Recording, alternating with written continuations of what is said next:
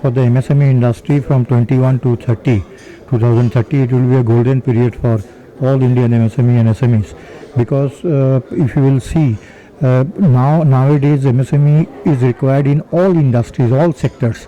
You talk any sectors, everybody need MSME help, because if you want to start any project, anything, because if you will see, if you want to replace China, we cannot do in one day, but it will be take 8-10 years time, but the MSME only can replace, because I can give a small example to you.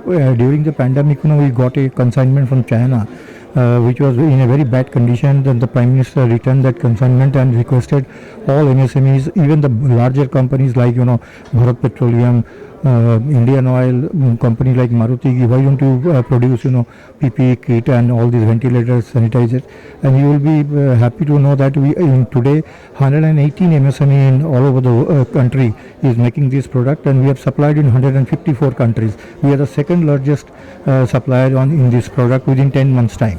So that MSME can do a lot of things, like we are importing 75% of the LED, all electronics from China.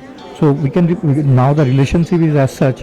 We will not import from China, but we cannot stop for immediately. But it will take time. But slowly we can ship this product to the MSME and SMEs. They can very easily make.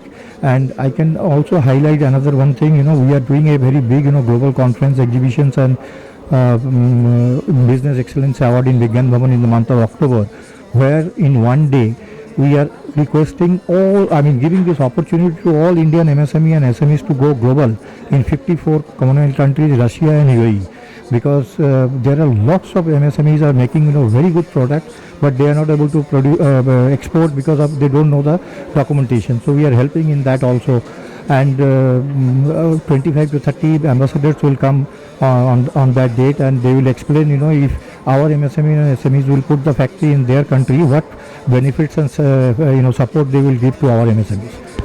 This is the first time in the history of India the MSME is going global.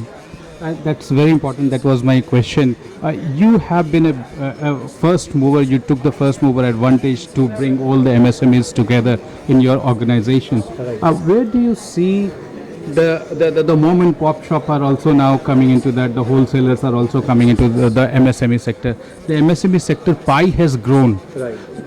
Do you think that this sector can generate, though now at present they are contributing 15% of the GDP, do you think that could multiply to if India wants to become a $5 trillion economy? It has to be 50%. If you will see the developed countries all over the world, MSME is always contributing almost 50% everywhere, like in China, US, everywhere.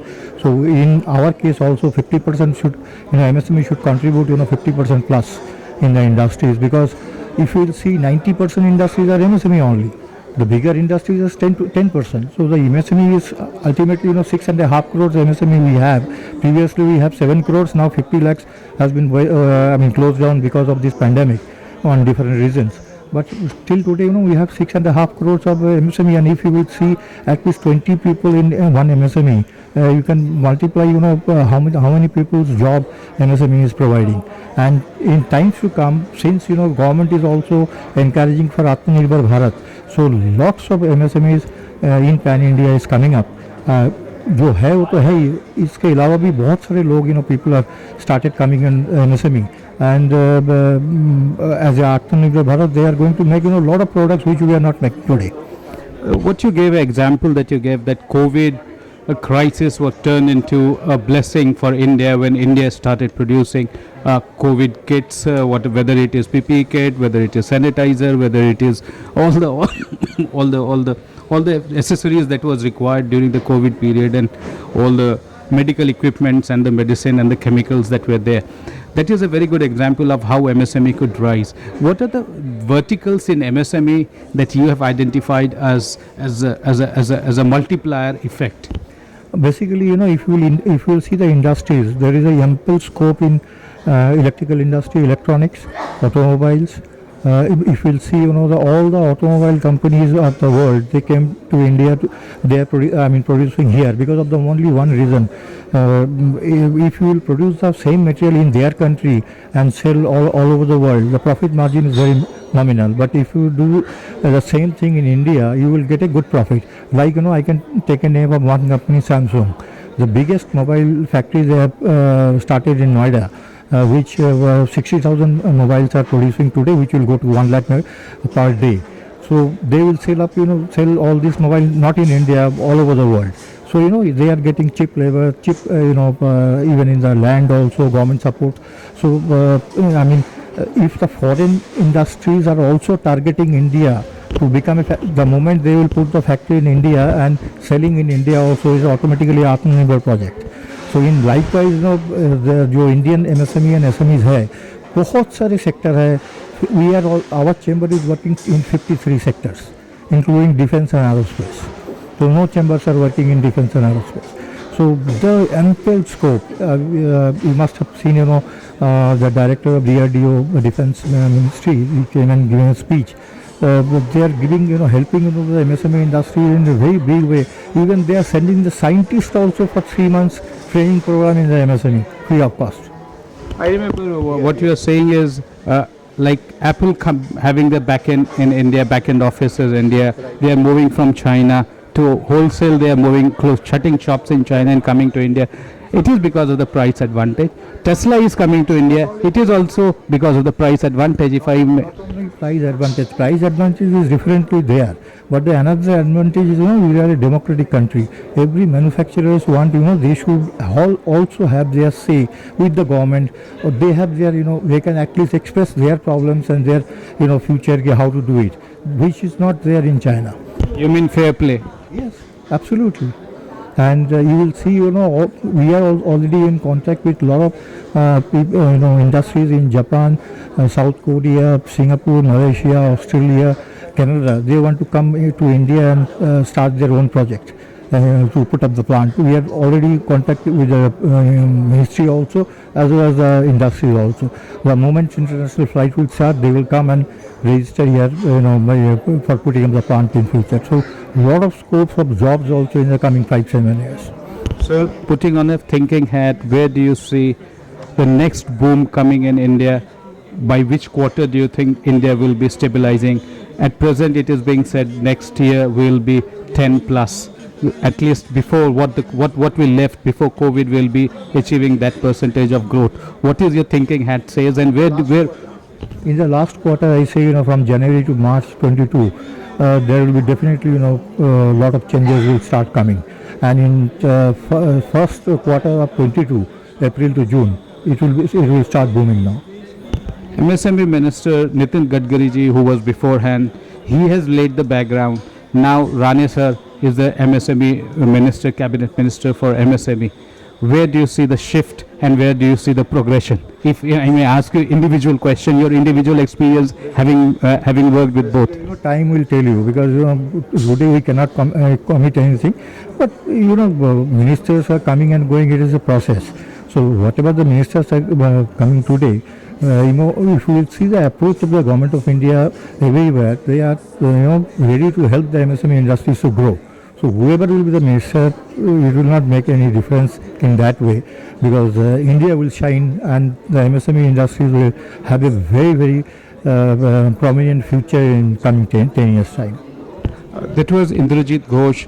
He is the veteran of MSME sector in India. He has been working for decades, bringing the MSME sector together. When MSME was not the buzzword, you were still there, and you were the one who initiated all this process. Government policies have changed, have become more friendly, become more user friendly, become more customer friendly, industry friendly. And I hope we, as you say, in next 3 months, post 3 months, we will see a big jump. Big jump, right. Right, we will see big jump. We are hoping for that. And third wave also come. So it will be, whatever the prediction people are making, it will be over by November, October, the end of November. And after that, the industry will start flourishing. A good part about MSME sector that it's growth and cyclic period is much lesser than the greenfield project or the bigger industrial project. And as you have already said, SME sector is is small capital driven and it is small manpower driven, so it can leapfrog, and 2020 could be the changing face of MSME sector. In 2022 could be the changing face of MSME sector, and 22 and onward till 25 we can see it's the full coming into full bloom. Drastic changes will come. And a lot of MSME and SMEs will flourish. And we can see more of Indian MSME going on to become a $1 billion company. That could be a possibility as well. Right. That's why the government is also happy when I expressed this to Mr. Narayan Rane. We are first time we are giving the opportunity to all MSMEs to go abroad. Because if you will have a factory in Dubai, you can cover 13 Gulf countries, as well as today the 80% of the purchase of Africa is in Dubai. So he can, the people can, cater 71 countries, 58, MENA region covers almost north of Africa and Middle East. Gulf. And in Dubai, it is a tax-free income. So even the Indian manufacturers who have their factory in India, they can go on Friday night to Dubai. Saturday, Sunday, India is off. So there he can work in Saturday, and Monday he can come back and join his own company here also. And we are only 3 hours different. 3.5 hours difference. Anytime you can come and go. So that is also another advantage. Another advantage is Dubai is just like India because 47% of the population is Indian. So all food of different religion, everything is available there, and all channels are also TV channels, radio channels are also available there. So you will not feel you are outside India. If you are playing IPL in Dubai, you can certainly have your business in Dubai and enjoy both IPL and sports and business. But at the same time, that also goes down in the Southeast Asia is also not that far. Do you see, as a gut feeling, do you see India can compete with MSME sector of Southeast Asia, which is very price sensitive? It is true, price sensitive, but once you will start producing the material in a larger quantity, so automatically the price will change. What is the difference between India and China? Whatever the products we are making 100 pieces today, suppose as an example, they are making 1,000 pieces in a day. So the production cost is 10 times lower than us. We have to compete in that. So the MSME also, we have to start somewhere. It will not come overnight, but we will have to start somewhere, and within 3, 4, 5 years you will see there will be a drastic change and we can compete all over the world. Rosbhai, you are a very optimist person, and I assume your optimism will be rubbing shoulder with all the delegates here who are participating in this MSME exhibition and at the seminar that is happening. You are one of the one of the person who will be talking to a lot of people and making this sure that the MSME sector grows not only in India but across the pie grows, and so that Indian businesses grow. Thank you very much for giving me this opportunity to speak.